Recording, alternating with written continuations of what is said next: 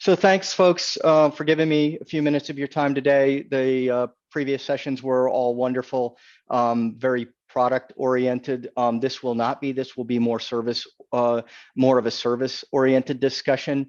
For those that don't know Wipro, Ron already gave us a nod in our relationship to Microsoft, but we're a 270,000 plus global SI based out of India. So, an Accenture, Deloitte, KPMG, we're along that line. We spend a lot of our time focusing on IT, and my discussion today is going to be around security and trying to help you demystify what zero trust is.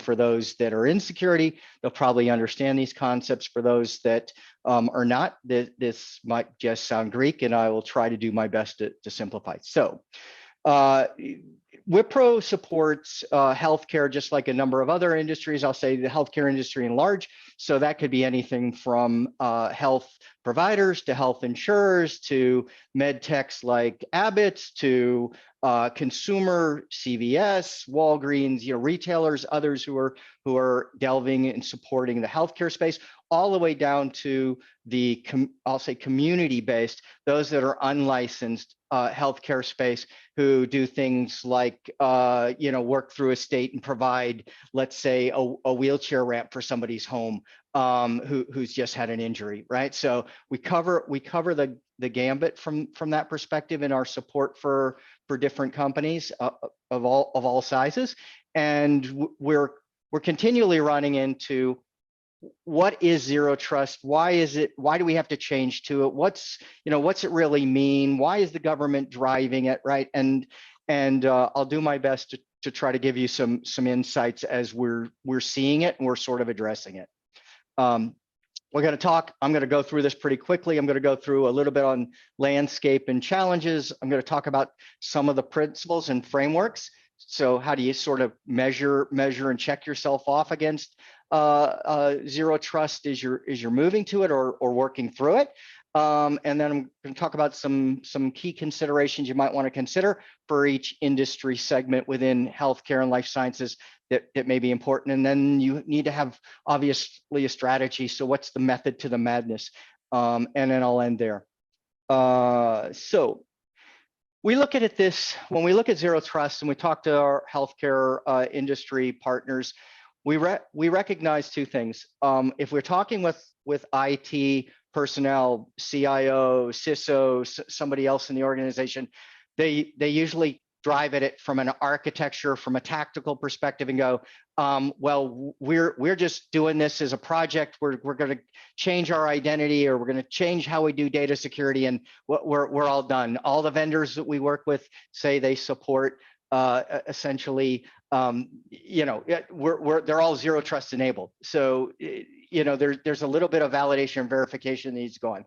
But from a Wipro perspective, we pull them back a bit and go, hold on, this zero trust at the end of the day, and the shift from a defense in depth model to a zero trust model is really a business culture and a business issue, because you have to understand the change that business is going through to understand why the defense in depth model doesn't work. I mean, you can take very simple things like, hey, we're moving to the cloud. Well, that, for Amazon, Azure, Google, right, all of them, they want to get you to the cloud. They want to improve your operational model. They want to improve your cost in your spend, right? So they want to get you there, but that begs the changes the diversity, it changes the way the IT architecture looks. So we have a tendency to step this back and look at it from a business perspective. So I usually throw these 6 large things up and say, if 3 of these 6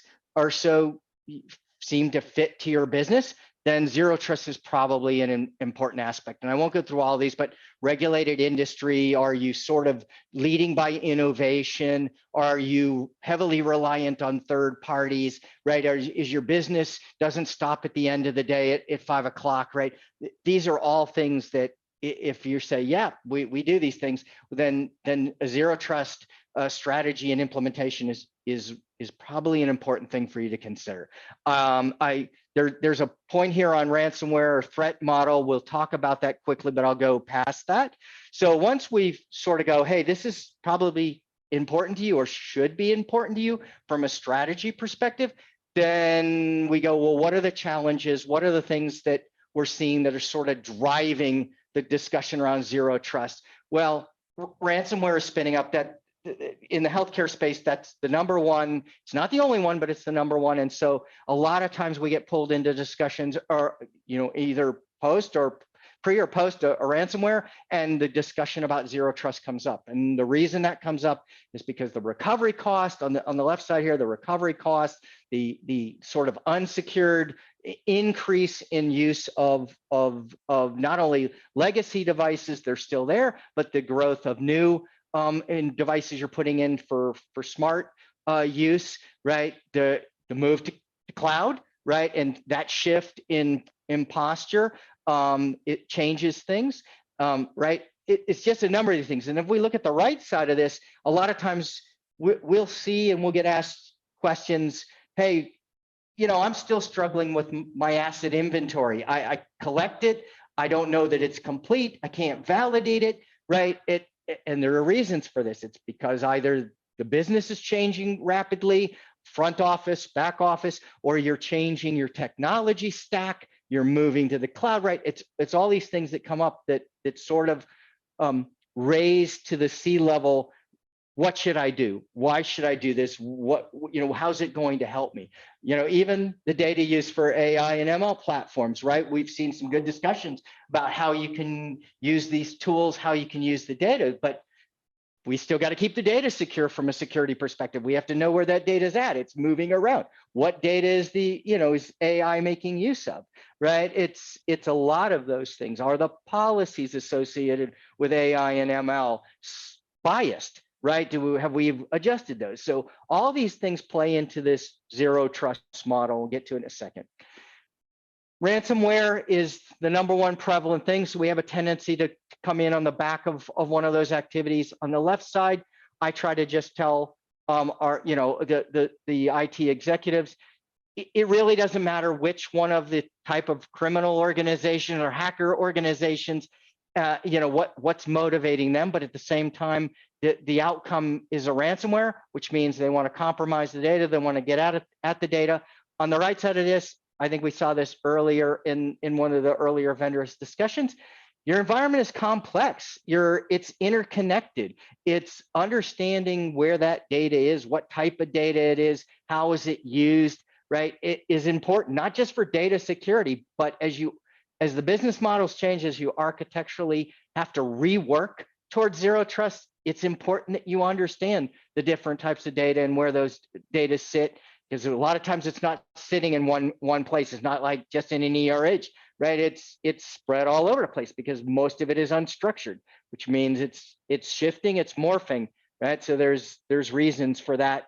That it's important for us to understand this as a system integrator, as a consultant, trying to help you figure out the best way forward with some of these things.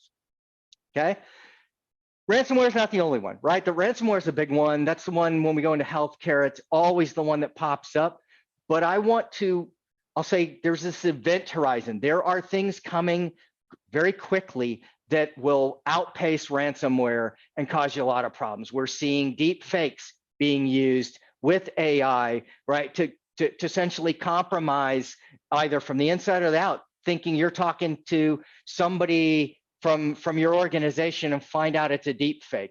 We're seeing a lot of bypass in MFA, multi-factor authentication, and the techniques that you're sort of being leveraged to use today, they're being compromised already. We're seeing, weaponizing of AI. So while there's a great side to AI, there's a very black side to AI as well. And then my biggest concern in a lot of these is quantum vulnerability, because so much of our security, data security, and our security controls, and even our identity is based on public key cryptography, TLS for communicating things. All the data you store and you encrypt it is public key, right? And once quantum sort of comes online, or is at least when I say come online, is going to be available to nation states and to criminal organizations, and they start using it, they're going to break a lot of the public key. Now, NIST organization, the government is trying to extend the life of a lot of the public key algorithms, but the reality is they're going to get broken. They're going to get broken pretty quickly. And when they do, what do we do differently? Well, zero trust in the way we have to do some things and the way we change some models, we can use some different cryptographies.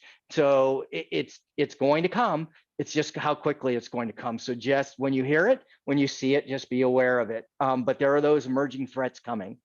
So, okay, there's threats coming. There's, what is zero trust, Mark, at the end of the day? Well, at the end of the day, there's these two camps that as we did defense in depth, which is fairly linear, all the data sitting inside of, my data center, everything was just a set of layers. We had to keep adding more layers from a security perspective to the edge where we controlled the network, where we controlled, the devices, where we controlled things. And we could essentially create demarcations and defense points and trenches and back up to protect the data, which is the intent. However, as applications came online, as more cloud came online, as we virtualized more things, we recognized that the model that was working on was what we call implicit versus explicit. And so not to beat that horse, the left side here is zero trust is meant to be explicitly verified, meaning not only do there's no vagueness. I know exactly what the rules need to be. I know where I need to put those rules. I know why those rules need to be there. And I can validate and verify those rules at any point during the process to get to data, process data, and get the data back out.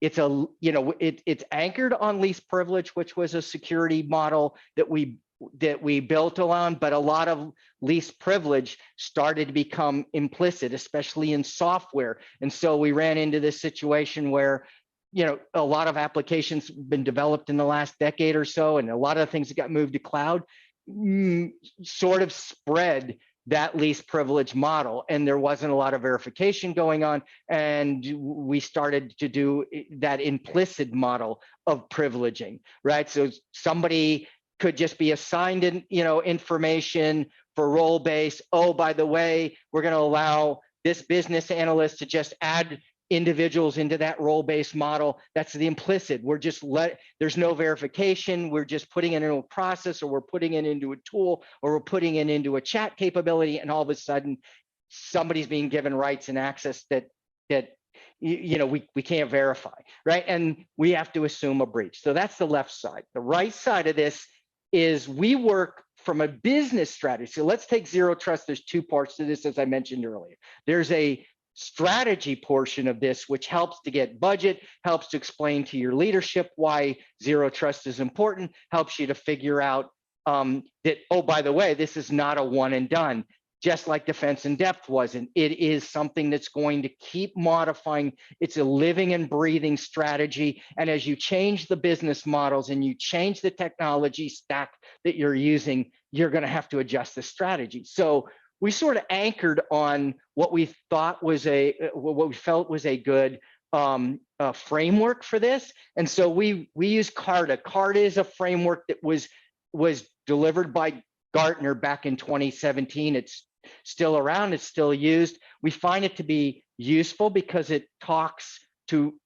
the business side of this, and it talks to the senior leadership side of this, and it's theme-based. And so we like to work from a CARTA framework model when we're talking about a strategy for zero trust. And there's these themes. I'm not gonna sort of drain them here, but it moves the business and the business models away from that implicit trust and makes you validate the data and the data use and the access request, right? At the point in time the request is made. And so it's very theme-based, okay? Now, why is that important? So as we start talking about a strategy, well, Mark, I don't know that I already have a strategy, but I don't know how to apply it properly. Or, we never had a strategy, we're just applying it. So one of the important things to figure out as you go through that CARTA model, as you go through this, is where is your organization? Where is your head at? From the IT personnel, from the business personnel, in that journey? Are you over on the left from an assessment perspective, and you're just trying to understand your environment, you're trying to understand your attack profiles, you're trying to understand the state of your technology? So then we have these things we'll call sort of key assessment considerations, where there are not necessarily in order, but there are things that you need to check off on if you're on that left side of that journey. As you move out of that strategy and journey and you start to apply that zero trust model, right? Now it's, okay, we had a strategy. We sort of know what we're starting with. We know what we want to move toward. We know what the North Star we want to get towards.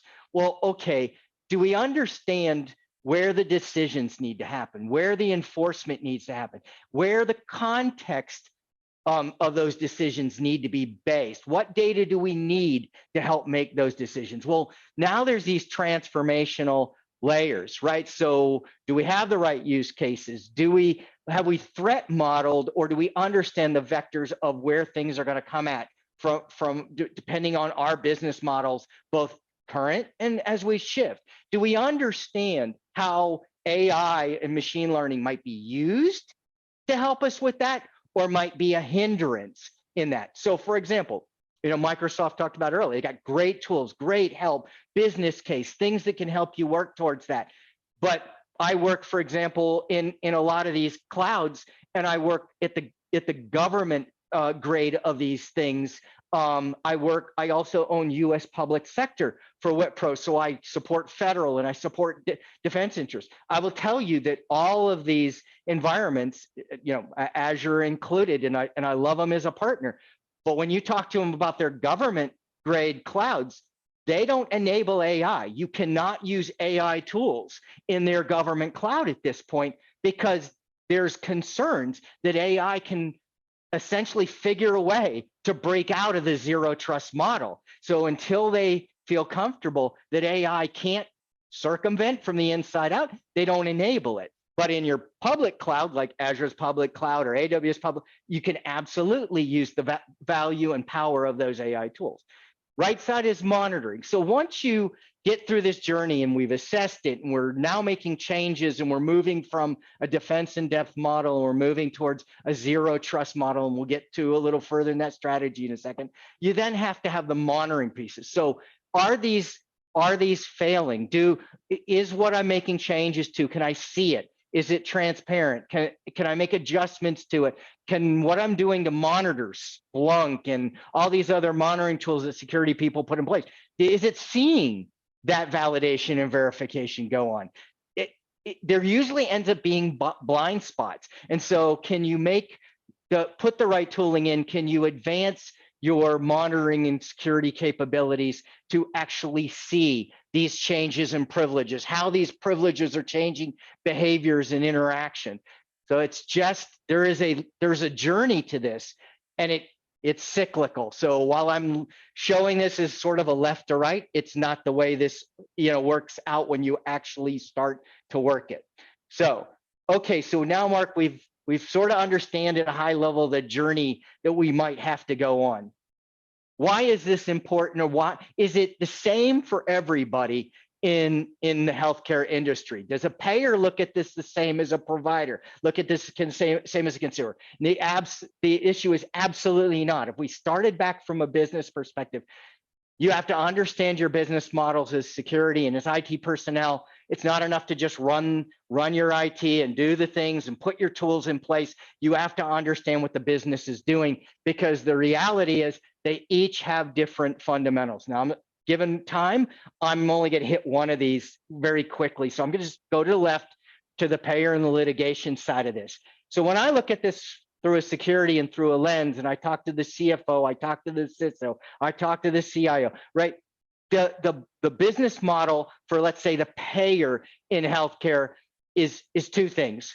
One, can I process claims accurately? So whether it's a ransomware, or it's some other threat, whether, depending on how I establish the zero trust model, can I trust the data that I'm getting ready to process the claim again is accurate, and I can process claims? If I don't, there's fines, there's litigation, there's problem.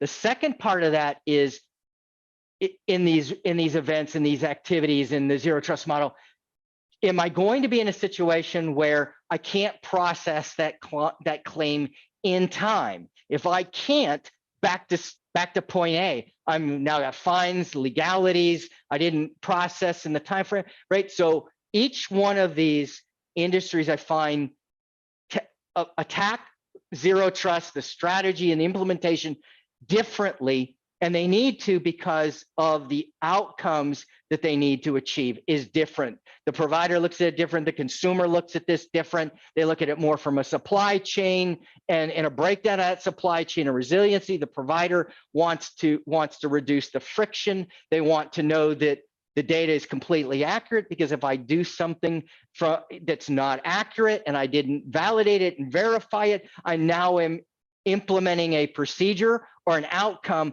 that could kill somebody, right? It's a little different for each one. So while they may not have the direct responsibility for zero trust, you as the IT, you as the people putting these tools in place, you as the ones utilizing these tools have to recognize that zero trust changes the way this works.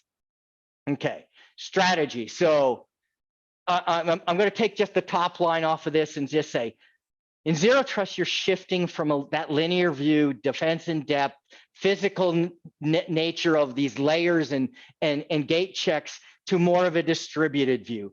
And the distributed view now anchors that interaction, that trust model based on identity and authentication and authorization, right? And it uses that model because identity now can validate the device. The identity can validate the network things are on. The identity needs to validate the data you're interacting with, right? And because the request to data and processing can come with not just they're in this role and they're approved because they got a password, right? Now it's tokens. Now it's smart cards. Now it's a public key. Now it's not only the data, but passed with that data is where are they coming from? What device are they using, right? It starts to become very granular. And I want to validate at the point the request is coming. Should I trust this request? Should I allow that to happen?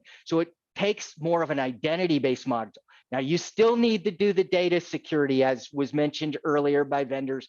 You still need to trust the device that you're working with, or recognize that you can't trust the device that the request is coming from. You're moving from, I'll say, static. We're just going to process quarter-end finance, year-end finance. I now have these workload requests coming dynamically at me based on the application, based on the business model, right? It's all changing the way the business is asking to consume IT and consume the data. And because of that, you have to change the zero trust model. Now, from this perspective, we shift our model. We don't use the Carta framework as we're moving to more architecture implementation. We use a different framework that we find fits more to a architectural implementation from an enterprise or a business model. And so we have a tendency to work from a Forrester model of that implementation. It's not the only one you can use, but that's the one we have a tendency to use. And we use those models because they're both grounded on NIST, and NIST is essentially the principles that are driving towards zero trust. So I'm going to stop there and go. I gave you lots of information. Ron, I'll pass it back to you, and I'll stop sharing. And I hope the information was useful.